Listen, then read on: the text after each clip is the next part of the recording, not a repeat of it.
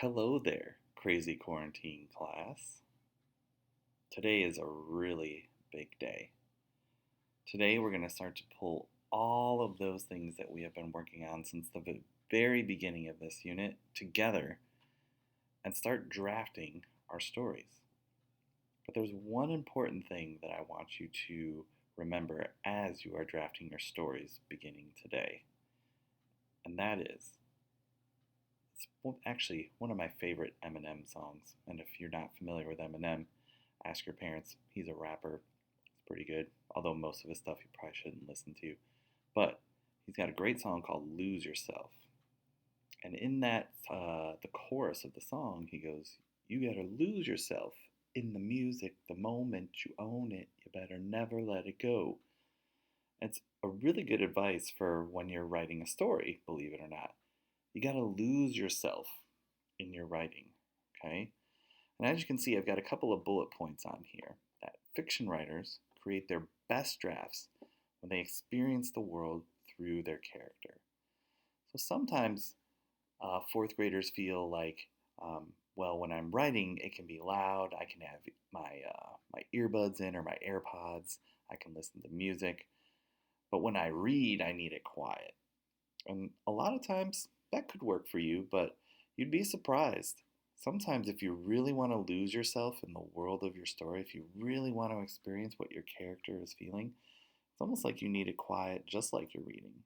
And this is kind of why we're doing the character unit in reading, and you're also writing about a very specific character in writing, because you need to lose yourself in there, okay? While you're sitting down and writing, you should be thinking about everything that's going on in that character's world. It's a world that you're creating, obviously, but you need to be losing yourself in that world and really describing everything that's going on with them, okay? Another really important thing is that this is a draft.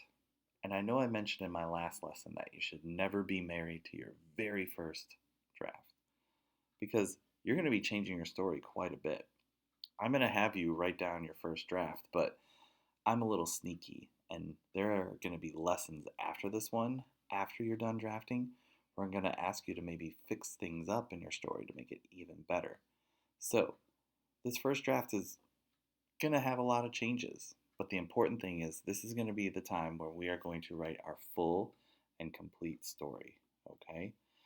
It's also going to be the time that we are not going to turn this assignment in, as this is going to turn into your actual draft of your story, which is going to turn into your actual story.